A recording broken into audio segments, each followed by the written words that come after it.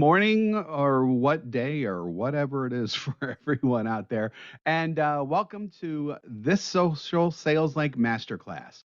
Today's guests are Simon Elliott and Snowden of 4XI Global Consulting, which is a boutique advisory firm, rather, that provides a range of professional services and solutions designed to make a difference and create positive impact.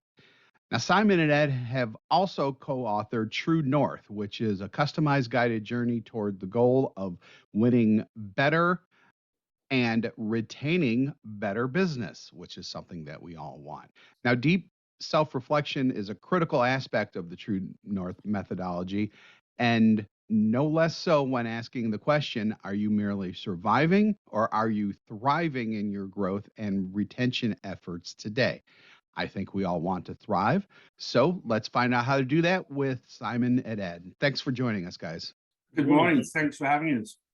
So I'm Simon Elliott. I'm the managing partner of 4XI Global Consulting Solutions, and my colleague Ed Snowden, who is our lead for strategic partnerships.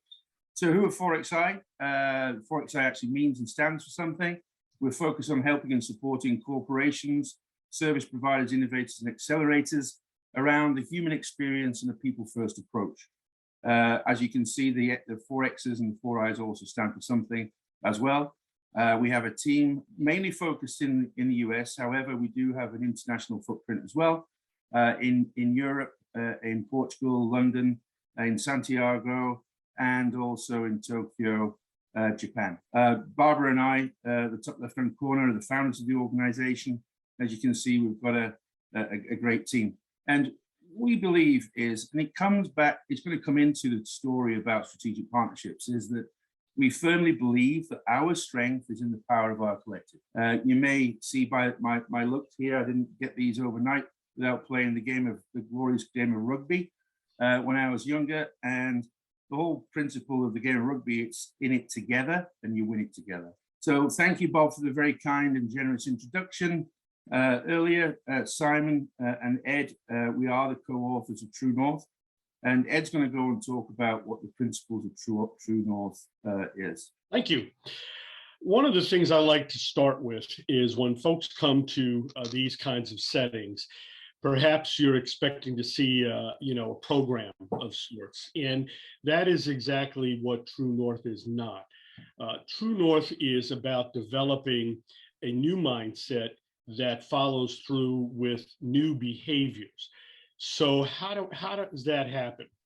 Well, the first thing that we do is we get a sense from people if they have what we call a North Star, and we help them to develop a purpose, mission, vision, and values for their organization.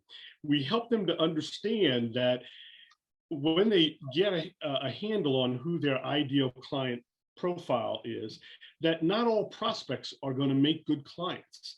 And so when you get into that kind of a mindset, you tend to make more efficient use of your time and your resources in your organization. This is something that I talk about in part of the academy, which we'll get into a little bit later. Simon quotes this here, and I appreciate you putting it up. Selling is not about coercion. It's not about convincing. Unfortunately, that stigma is out there as a result of many years of different kinds of selling that kind of were driven by coercion and convincing. It's really today about collaborating, and the idea is to mutually discover with your prospect if your product, expertise, and service will create a positive impact on your prospect's business outcomes. I put a circle around the if, going back to the point that if we have an ideal client profile and we know where we work best, then not every prospect is going to want to be, you're going to want to work with. So one of the things that we do work with our clients is that really understanding the principle of everyone sells and creating and building that growth culture. And going back to the point that Ed was making earlier about, for many, sadly, they see sales as being an adversarial transaction between somebody who has something to sell and somebody who has the money, authority, and need to buy. And sometimes, regardless of whether they need your product or service or not. The point being that sales is not an adversarial transaction. It's about collaboratively solving problems and creating solutions to fix those problems that exist. Part of building a growth culture is around understanding the purpose, mission, vision, and values of the organization. And for many, that might seem very obvious. Of course, we already have that, right? But to what extent are they current? To what extent are they embraced? And to what extent do they drive the actual behaviors in the organization? What do you stand for? Again, these might sound like Columbo questions, I'm not sure of my age, but they might sound like dumb questions. However, they're really fundamental to understand what is it that you stand for as an organization? And how do you articulate that to your audience? How do you stand out from the crowd? In many, many verticals that have got very, very crowded, and everybody's saying the same thing. So therefore, what do they end up competing on? Well, ultimately price, right? So how do we help organizations move into that space of being different, owning your own vernacular, owning your space and your ground and being different, driving common behaviors? What's your brand personality? What do you want to look like and portray yourself to your audience in everything that you do, from the obvious things like your proposals or your advertisements or whatever outreach that you do, but also in your day-to-day interactions with your people and with your clients. What about training and education, right? And our customer chief experience officer, Tony Johnson, talks about swagger and pride. You know, swagger without results is just arrogance, right? But to be able to have swagger and pride and results is a very potent and powerful combination. I want to talk a little bit about a word that you hear a lot about, and often it's thrown around and folks don't necessarily either A, understand it, or B, insist upon it when they're out in the marketplace, either creating new clients or maintaining clients. So it's much more than just a word. And when you dig down deep into the word, you get to understand that at the very basic level, trust is established in all relationships. Without trust, it's very unlikely we can establish a partnership, if not impossible. Mutual respect and candor and authenticity and transparency are essential to developing partnerships that become collaborative and are where both parties are mutually invested in getting the outcomes that we're after and achieving mutual success.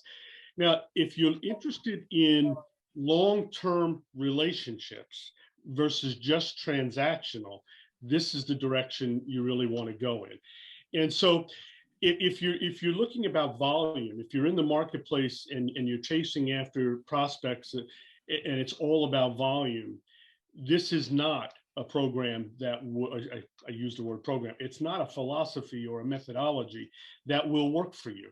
The mindset would be 180 degrees the opposite. This is about finding partners that there's foundational relationship built on the long term. It's much more than a word, and you have a right as an organization to insist upon this. You have a right to walk away from clients that are going to get you involved in a race to the bottom, or they're playing a game that really is non-authentic and they've got another agenda. The same as they have a right to say no to our organization if we're trying to sell them what we do. If they don't feel we're authentic, they have a right to walk away. Very important. Talk a few minutes about partnership value. Really important to understand that as you're looking at current relationships or even current clients, sometimes you can fall into what we call lower levels of engagement as it relates to how you're perceived. And this is really important. Simon mentioned earlier about self-reflection, which is a big part of the True North process. You really got to step back and look at what kind of relationships do I have with my current clients? Are they constantly beating me down for price? Are they often bringing up competition to me in a threatening way?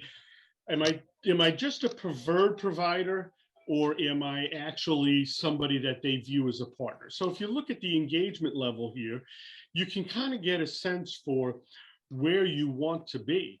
And that is at the highest level. And the thing I like to say to folks is when you're at the highest level, it's very hard to achieve. But that is a level where your client basically can't see doing business without you because you generate so much value. And if you've been in business long enough and you've experienced that, you know it when you see it. And the beauty of this is there's very little competition at that level. There's very little price pressure because it's not a race to the bottom. And going back to a couple of points that Ed raised, the operative words are mutual. And just like your clients, no matter what line of business you're in, they have a choice whether they choose you, right? And although this might sound a bit bold and courageous, I would encourage everyone in business to consider assessing your prospective clients and making sure that they're organizations that you want to do business with as well. There's something called, in True North, that we term beware of shiny objects. And we've all seen those, right? Where these big, huge, glamorous opportunities come in the door, and we think, oh, crikey, this is going to be a game changer. And, we can spend a lot of time and resources spinning our wheels trying to secure that business. And then it can take a long time. And then when we get an answer, even if it's a yes at the end of it, it can turn quickly into a nightmare, right? So the mutual, the bold and courageous, and you have a right and choice as well of who you do business with. That might sound obvious, and I am playing a little bit of the Columbo cards here. Some of these things that we're saying are obvious, but sometimes they need bringing to the forefront to really make us realize and appreciate the importance of these things.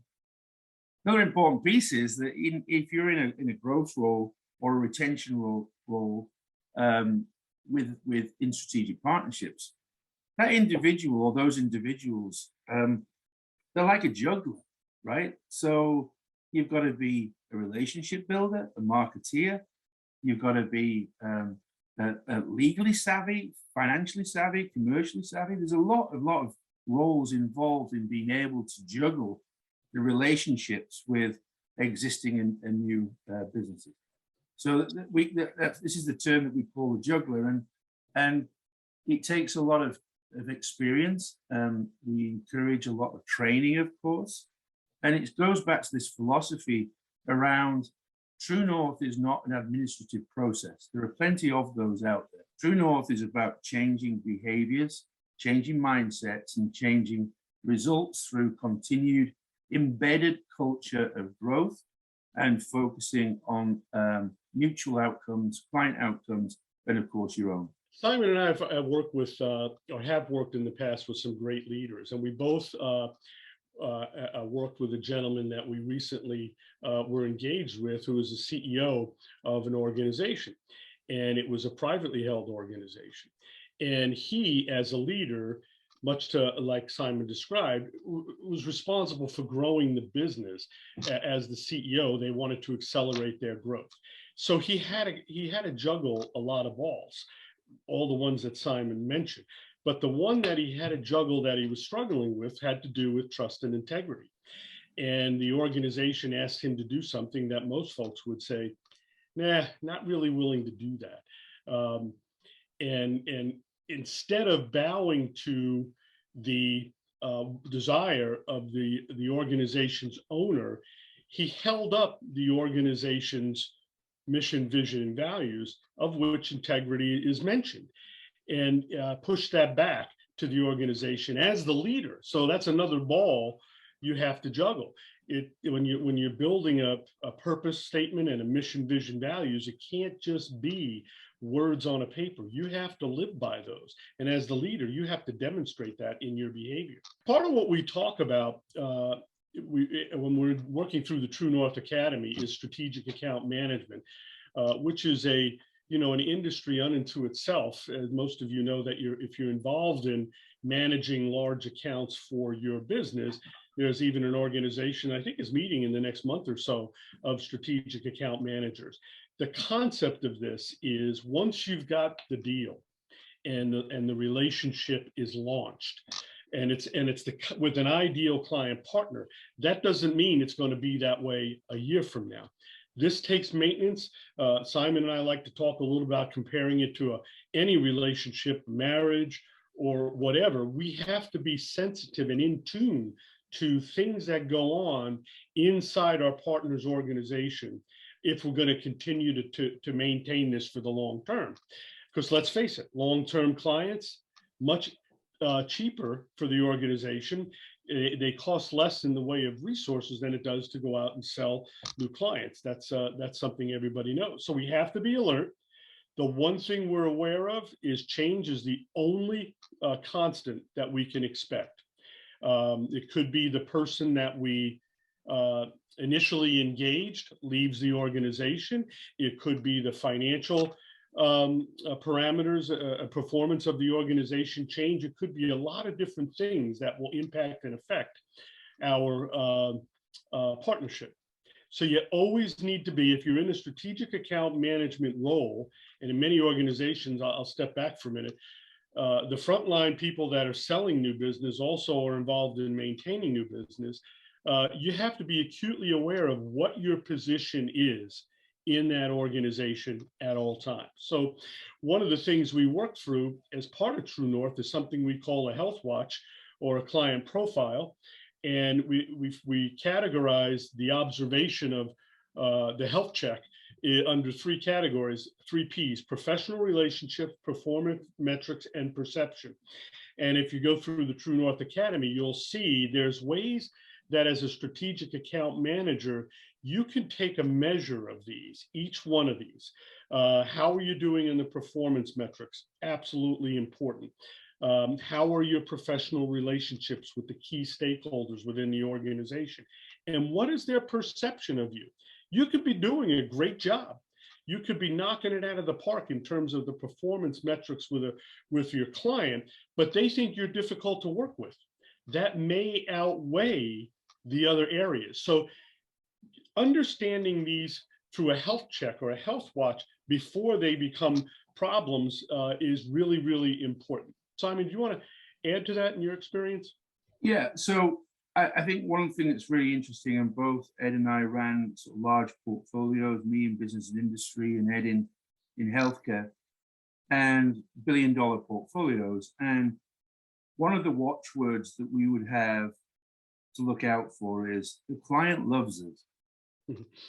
And the client loves us was always a sort of an alarm bell, right? Because one of the things that when we look at the feedback we get from clients and client satisfaction, and there's the bigger the gap between the feedback from the client and the operator or the manager of that piece of business, the bigger the warning bell. And it's so often looking at the iceberg. It's not necessarily what's above the surface, it's what's below the surface. So it's really absolutely critical to make sure that you're fully aware, you're fully self-reflective, that word again, because nobody wants to admit, hey, things are a bit tight or things are a bit difficult with a certain client. But it's absolutely imperative, not just for you, but for all of your teams, that true self-reflection is a fundamental part of your assessment of your state of play and where you are. And one of the exercises, 2 of the exercises that we have in True North, is stack ranking yourself against your competition. And sometimes that's very, very difficult, right? And if you get your teams to compare your top six competitors with yourself, what are your strengths and weaknesses? What's the perception in the marketplace? How do you win? How do you lose? What's your talent profile as an organization? They can seem very simple questions, but when you start putting that scoring on paper, it starts revealing potentially, yes, your strengths, but potentially your weaknesses as well, which can be areas of investment. The same principle applies, and we have another exercise that works with assessing your portfolio. The same principles apply, and it's all centered on deep self-reflection. Is really like anything, right? Personal development, business development, right? Strategic partnerships. It's really understanding really where you actually are so that you can actually make the decisions to change and make improvement. So now we talked about True North and some of the principles and philosophies around what it is, about changing behaviors, not administration. And these are the different elements of True North itself. So the first piece is to really North Star. So what are your purpose, values, vision, and mission? And even if they exist already today, which for many organizations they will, it's actually memorializing those and communicating those and cascading those. What's your future focus? Again, another Columbo question. We ask that question often. And how many times have you all heard, we want to double in size in the next 5 years? We hear that all the time. Okay, so what does that mean? Well, we want to double in size in the next 5 years in North America. Okay. So you're interested in Canada. Well, we have some business in Canada. We don't have any people in Canada, but what about Alaska? What about Hawaii, right? What investments do you need to make to get to that double in size? And only when you start asking those searching questions, you can get to a real clear understanding of what the actual future focus is and what the stakeholders really truly want to be. Because the easiest thing to say is we want to double in size in the next 5 years without understanding or realizing or appreciating or counting the investments and the challenges, opportunities that may represent. Market Max is our proprietary tool around really understanding who your ideal clients are. And that's really taking a look at your existing client portfolio. Where do you thrive and where do you survive? And which one do you want to do? Of course, most people would say we want to thrive, not just survive, right? So it's the start of trying to understand what your ideal client characterization is, which leads into defining what your ideal client profile is. And from that, you can then start to create an ideal client target list. And that's only the start, but it's based and built upon the characterization and the profile. So therefore, to Ed's earlier point, you can actually really, really focus on the clients where you thrive, the opportunities where you thrive, minimize your use of your precious resources to go after the business that you have identified through a process best meets and fits your organization's needs. Creating a business plan, obvious, but it's about memorializing your journey. And it's not just about memorializing it, it's getting the stakeholders in your organization to buy into it. Might seem obvious stuff, but every organization has different stakeholders and with different agendas. So it's absolutely critical to get them embraced and embedded into a memorialized story. And then starts the True North Academy, which is the learning piece. So, which we've already just been through, I think, right? So the ideal client characterization, client profile, client list, and then the piece I didn't refer to is the creation of what we call star pages. Somebody much wiser than I once said, if you don't have time to write a short letter, write a long letter instead.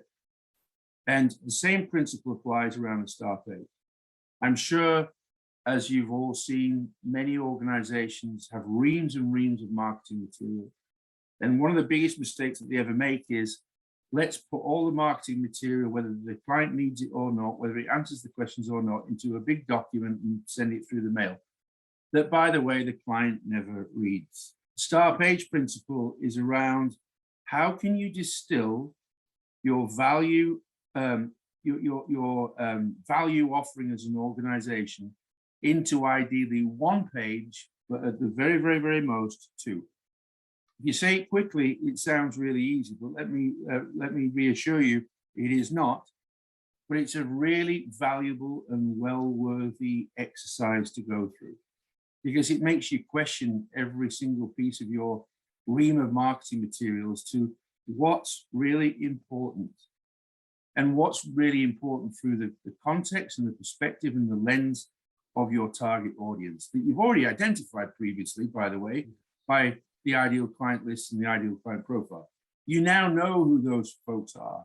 You know that what's important to those ideal client characterizations. So creating the star page becomes a natural next extension to that, to how you can actually effectively communicate with them. And the note of having star in how we call this a star page is important, because it's about them more than it's about you. All too often we see brochures, if you will, and marketing material that has a litany of the different things that you feel make you unique and the features of what you deliver, all of which are important. But what people really want to read about is what their issue is. So one of the things that the star page process helps folks guide them through is make sure you're talking about them, because they're the star, if you will. Your organization is not. They're the star of their own movie. We talked a little bit about the Learning Academy, and there are 6 modules in the True North Learning Academy. About 50% of the overall academy is in what we call engaging exercises, meaning participants are either going to, on an individual level or as a team level, work through concepts in an exercise form so that it has some relevant meaning to them. Simon mentioned earlier about not having a lot of administrative tools. And it's not that we're against tools. Tools are great. It keeps us on track. But what we don't want to have happen, going back to that original first slide, is have folks come out of there and think that the tools are going to drive the outcomes. That's not the way this works. It's the thinking, the self-reflection, and the new mindset that actually will make the behaviors fall in line. So these exercises help bring that out and help the participants take ownership of the concept. So that's why it's important to know. People learn better, by the way, when they are engaged in discussion about a material, a philosophy, and a concept, and to some degree experiencing that, as opposed to just having some folks to sit and lecture to them. So we built that around that idea. So 50% of what in total is about a 2-day academy. Usually it's conducted over a period of a half day, full day, and a half day. It can be done in smaller bites, however the folks we're working with want to do it. It can be done in person, and it can be done via Zoom like this. But the 6 modules that we talk about, we go right back to the very beginning, and that is creating trust. If you're going to have a strong relationship and you're going to be a rainmaker, as we like to call it, you have to be a trusted partner, and your prospective clients are going to have to trust you. Absolutely essential. We talk about that. Your portfolio. We ask you to go through and do a real deep reflection on your own portfolio and come back to the group and talk about how you are perceived by your clients. And we bring that forward. We bring it out. We talk it through. And many times there's a lot of changes in how people have rated themselves against both their clients and as well as their competition. We teach them as we shift from that into how to develop a strategic account plan. If you're in the strategic account management world in your organization, just showing up at the account and having good relationships is not enough. If you have to be able to deploy that health watch we mentioned before. You have to get past what Simon, referred to as the client loves us, as the operators like to tell us. You have to not have happy ears when you're sitting with the client, only listening for the things that you want to hear. You have to understand how to dig in and how to have a document that is based upon things you really hear, things you really see, so that as you bring them back to the organization, it's not just about opinion, but it's about actual conversations, actual things that were said, actual metrics, and actual observations. So that strategic account plan is going to help you get out of the survival mode and into the thrive mode, which is one of the exercises in the strategic account plan. It's a fantastic plan. We talk a lot about collaborative solutioning. It's another phrase we hear a lot about, consultative selling and that kind of thing. But there's really a way that you can learn to become a solid listener, that you can actually demonstrate a high level of interest in your prospect based upon the pre-research you do, the questions you ask, and the listening that you do, so that you actually are not asking for a close. It becomes natural through the conversation. This is the thing we need to do. This is what the endeavor that we need to take upon us. So collaborative solution is a great component to that. We dig deep into a partnership architecture. You know, legal documents are a fundamental fact of business. Be it a full-fledged contract or an invoice or whatever it is, these are documents that are legal. We can't avoid them. But what does a real spirit of a partnership look like? How do you govern it? What does the collaboration look like, and how is it expressed in something that we call a partnership charter that is actually probably more of a valuable document than the actual legal agreement itself? And then the final module has to do with leadership. It goes back to that juggling act that we talked about before. But what it really digs into is something you hear a lot about today. I hate to throw around buzz terms, but it's really important. Emotional intelligence, a lot of names for it, but it's critical. How well do you listen? Are you able to empathize? Are you able to get on the other side of the table and really understand what your prospect or your client is trying to tell you? So those types of basic leadership skills apply to both business development, client retention, CEOs, whoever it is. So that's a quick overview of what the True North Learning Academy is about. So what does all this mean? Well, to win better, retain better business. So no matter what business you're in or what business you have, you think about, if you improve your win better by 10%, what does that mean to your organization in dollar terms, right? What if you retain better by 10%? You just won 10%, and now you're going to retain a better 10%. What does that mean in dollar terms, right? And as you move towards a mutually trusting, mutually vested strategic partnership with your clients, well, then the likelihood is that the value of what you do for them is greater and more valued. And why don't you add another 10% of profit consideration? So if you could improve your win rate by 10%, your retention rate by 10%, and your profitability by 10%, do the math for your own business. And then you'll be able to answer your own question of, well, so what? Bryn, I think we had a question from you. Yeah, so this is great. A lot, you know, I've got all the wheels running in my head. I have a few questions, but first I'll say, if anyone else has questions, go down to the reactions, click on that and raise hand, and Simon and Ed will be happy to answer some of your questions. And I have 3, but if someone raises their hand before I ask the third, I'll go to the back of the line. My first one is, I think one of the most powerful pieces of this that we've always heard, but really struggle to do, is find the right clients for us, like to really, truly identify who are the best people for us to sell. And so if you have any quick tips for folks around that, that would be awesome. The market match process is absolutely designed to go through that process. To look at your existing portfolio of where you thrive, where you survive, to memorialize that, right?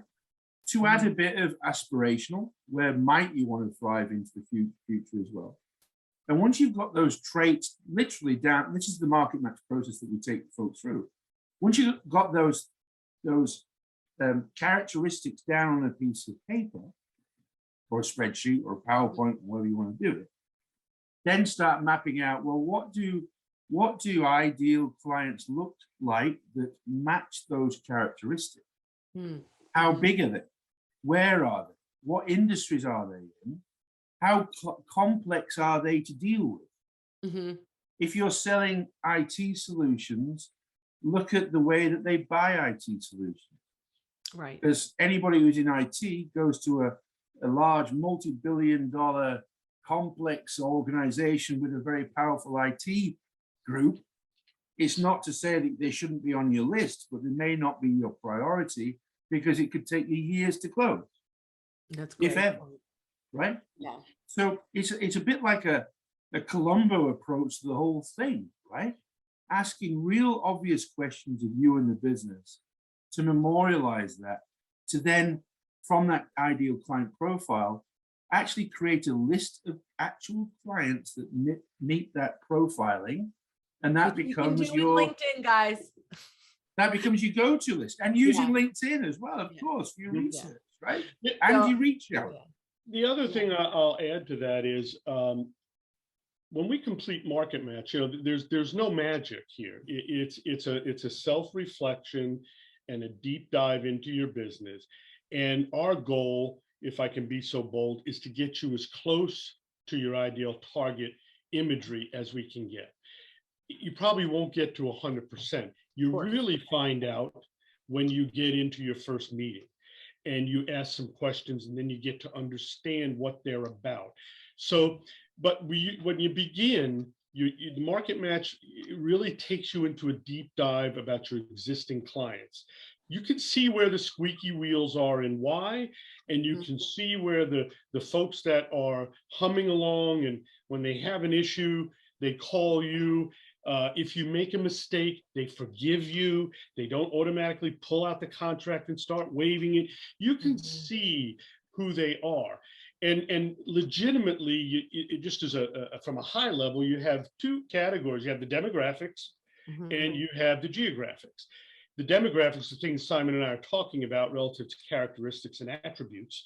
The demographics really relate more to your organization and where you want to go. Where do you have your resources? Where do you have your best references that will speak about you? I hope that got to your question. I think, and I'm going to finish off on that point, Glenn. There are so many groups out there that portray themselves as being rocket scientists. We are not rocket scientists. This is based on the basis of principle of the humankind has been fishing since the beginning of humankind, right? And the actual reality is, you want to catch a rainbow trout, you do not go to the middle of the Atlantic Ocean with nets and try and catch rainbow trout at midday. You don't do that. The wrong place, the wrong time, the wrong equipment, the wrong bait, you're not going to catch a rainbow trout. Now you're talking. So it's just really that simple. So that's my way of saying we're not rocket scientists. We haven't invented the wheel here. This is basic stuff. But sometimes, going back to the Columbo thing, it's just good to get down to the basics and look at your business portfolio. Where are you good? Where are you not so good? Where do you survive and thrive? What do they look like in terms of size, complexity, location, industry, right? And creating that profile and say, well, these are the clients that best match that criteria. How many of you have all, as I have, flown to the other side of the country or driven 4 hours to go to a meeting to realize you have nothing in common at all, right? Going back to the relationship in the most base forms, whether it be dating or marriage or what have you. I'm very happily married, thank you very much. But back whenever you were dating, you're not going to drive 5 hours to go meet somebody you've never met, know nothing about, and have no common interests. You just wouldn't do it, right? And it's those examples with real life, going back to like the fishing example. This isn't rocket science, but it's good to take a pause to get back to the basics. And let's not forget about the efficiency that will bring to an already probably finite sales resource. If you've got a universe of opportunities, it makes sense to say, like, I can't call all of them, and that's one of the reasons why win rates are low, and we add more sales resources to organizations because we think we can touch more. It's about touching the right places, people in the right places. So I hope that answered your question a little bit. Yeah, that was great. I have one more, and then I'm going to turn it to Bob. Okay. You talk a lot about building trust. We do that too. We talk a lot about being authentic, showing up in a way that they know you're really there for them. And, one of our famous lines is detach from what the prospect is worth to you and attach to what you are worth to the prospect. the sale will come when the time is right. I feel we're very aligned in a lot of those areas. But what are some things that you can recommend to folks to make sure that they're building that trust, that what they're doing is really deepening that partnership, right? What are some things that folks can look at? If I could jump into that, the one thing that starts trust is when you are able to convey through your conversation and your behavior that it's not just about you. If they think you're showing up to make a sale, their natural instinct is going to be more of an adversarial. Nobody wants to be coerced. So I go back to that whole notion of leveling the playing field, being collaborative, and really listening, making the eye contact, listening, not being defensive if they ask you questions, but legitimately showing up in the moment with the interest of how you can make their business better. Now, that's the beginning. I think obviously you have to perform. If you say, gee, I don't know the answer to that, but I think there are a couple of folks in my organization that do, you got to turn around and you got to execute and you got to deliver on things you commit to. That helps to build trust. So think of it in terms of the relationship. I'll close with this on that question. I like to show up trusting because trust is a two-way street.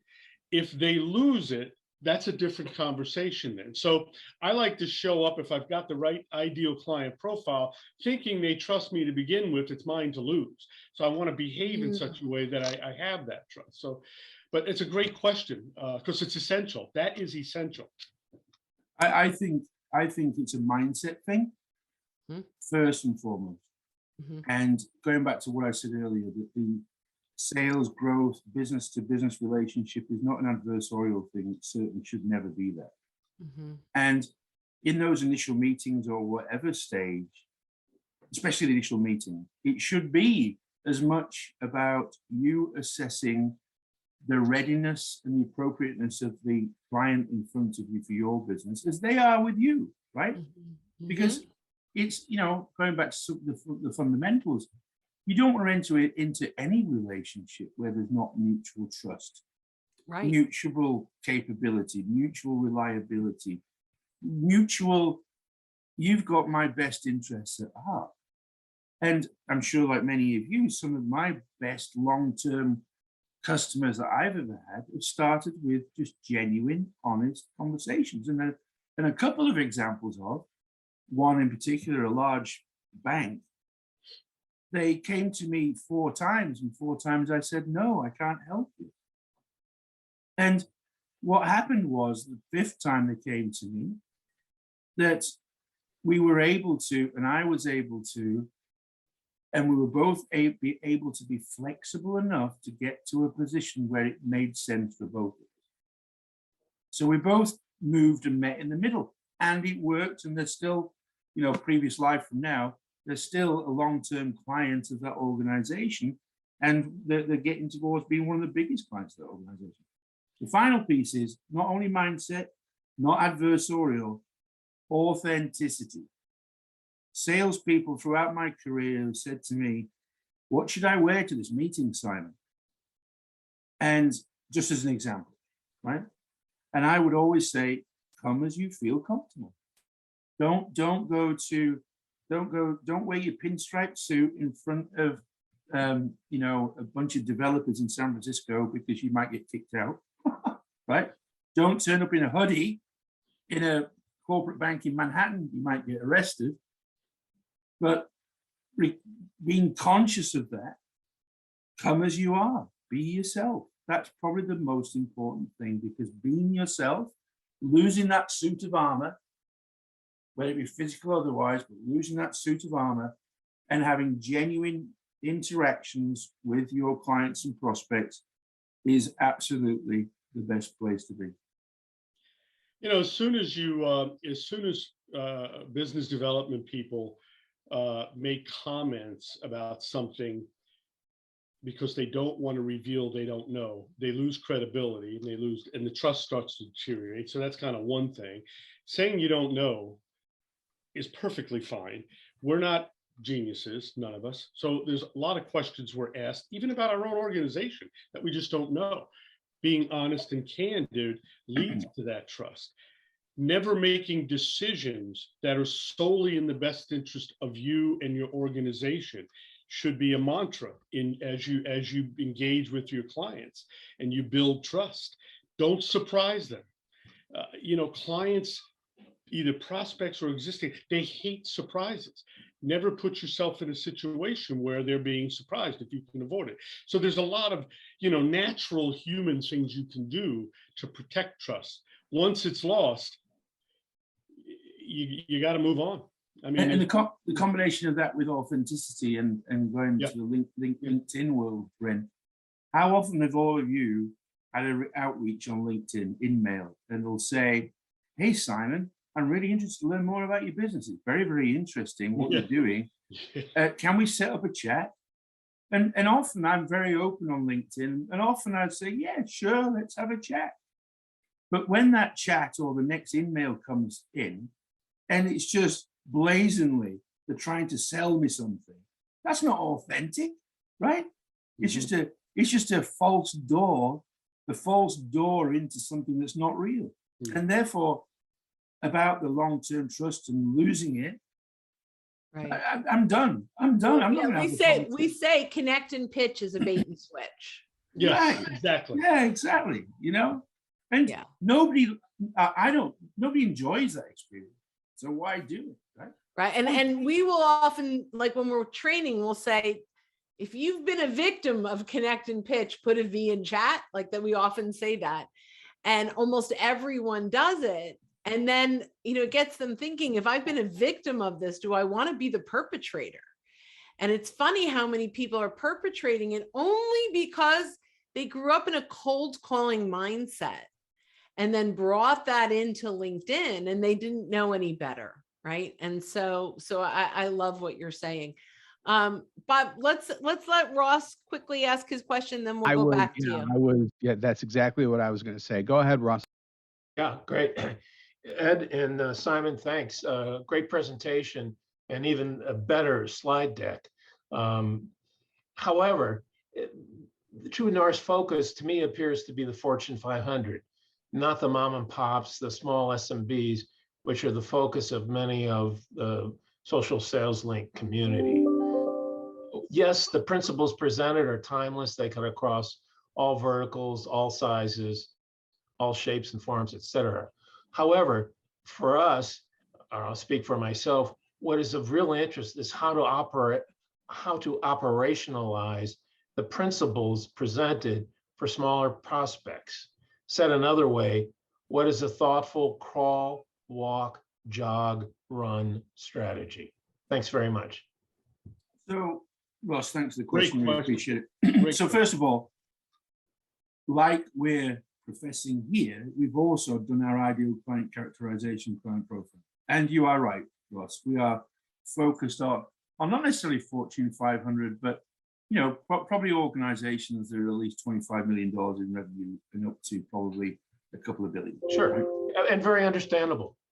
And by the way, that is our market as well. So we hit entrepreneurs, but clients like TD Bank and Comerica and large companies as well. Okay. So Right. Yeah. the audience is pretty diverse. But the point you make, Ross, is very, very interesting, because I refer back to, we don't profess that we're rocket scientists, because we're not. We're talking about some of the fundamental principles of phishing that we've been doing for 2,000, 3,000, whatever, the million years, right? And it's very interesting. And I'm going to take this as a point internally, that how can we help small, medium enterprises embrace the same principles?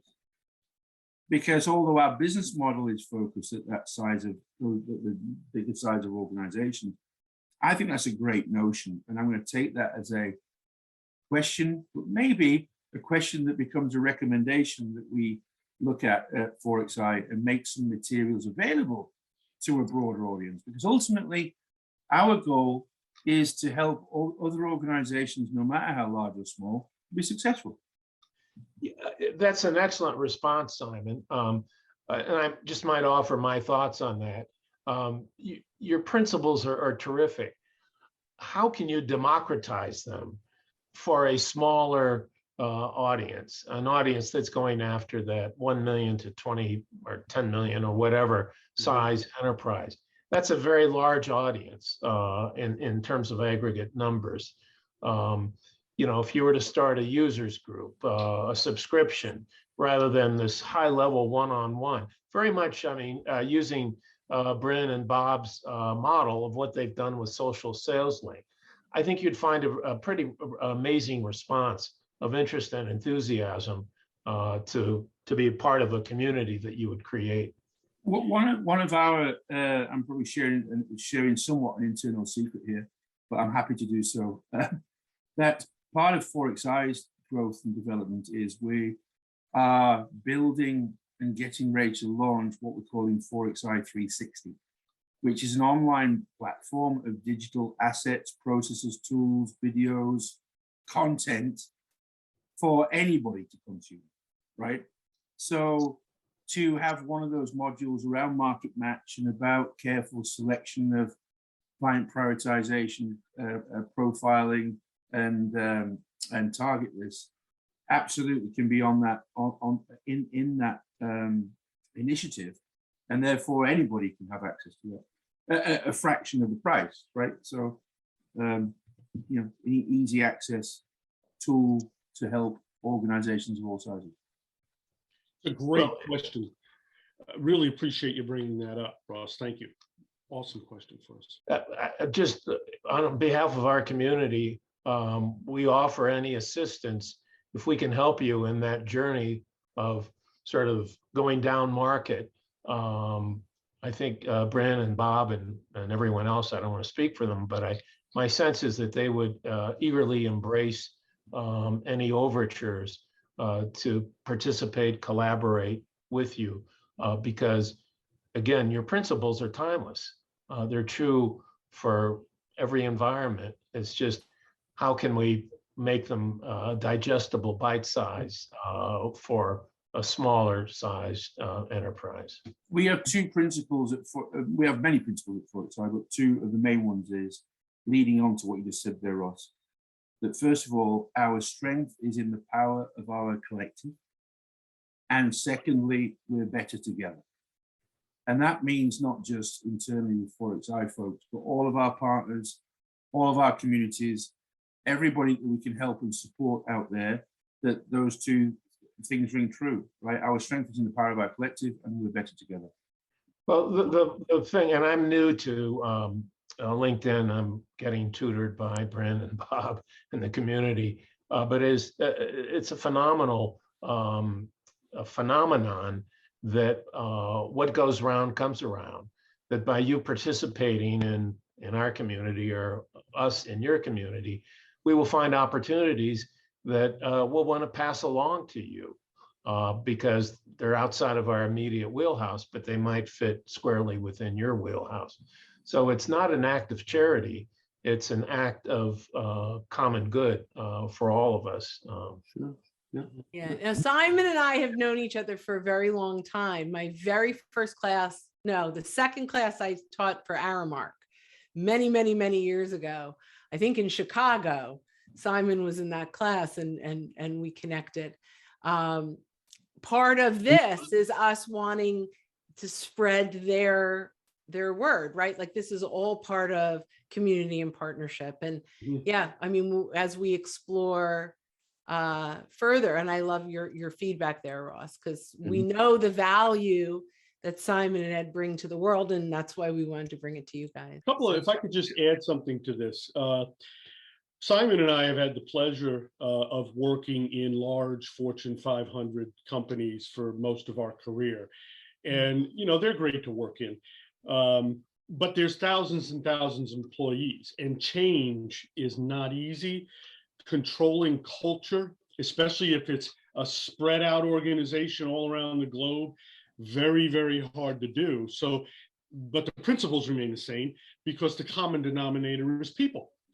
And so what Ross is saying in my mind and I'm sure we're going to talk more about this offline, Simon and I and the rest of our company colleagues, is it's actually maybe more doable, if you will, on a smaller scale for a company with 40 or 50 folks that or 10, where you can actually have that kind of an impact in a more certainly in a speedier way, but in a more solidifying way, and build a business based on these principles. So really very thought-provoking, Russ. I'm so appreciative that you brought this out.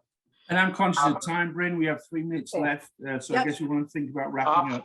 Yeah, let's have Bob ask his quick question, and then we will wrap it up. And while Bob's asking, if you guys have links to anything that you're doing or your LinkedIn, feel to put it in chat.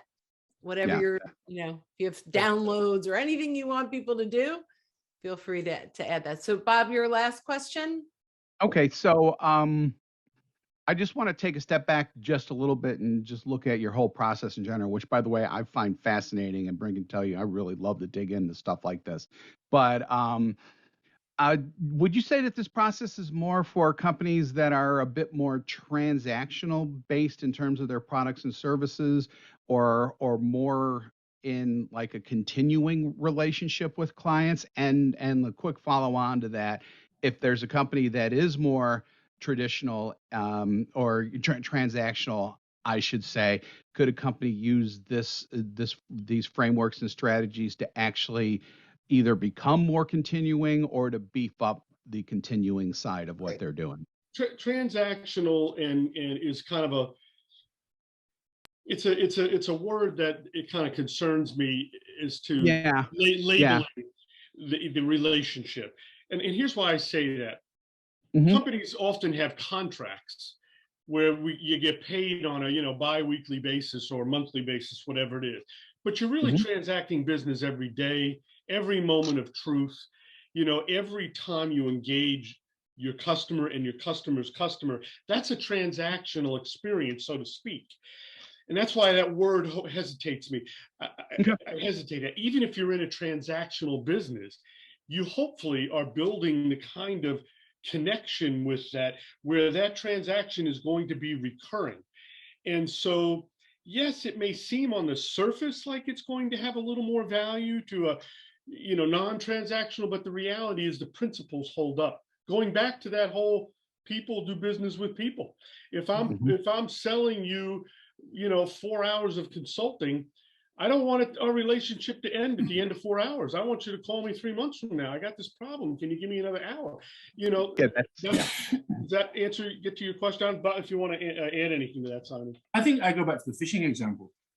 It's about big fish, little fish, freshwater fish, seawater fish, and the fundamentals remain the same, is my perspective. It's a perfect way to wrap it up right at 2:00 as well. So and that did answer my question very much. So thank you very much. Good.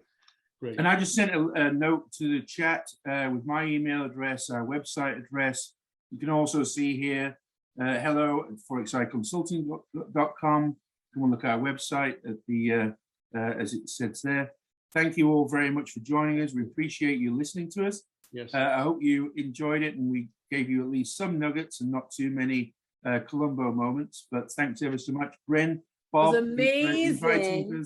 Thank you. And for premium group coaching members, we will chat about this and how we can take some of these concepts and use them in LinkedIn.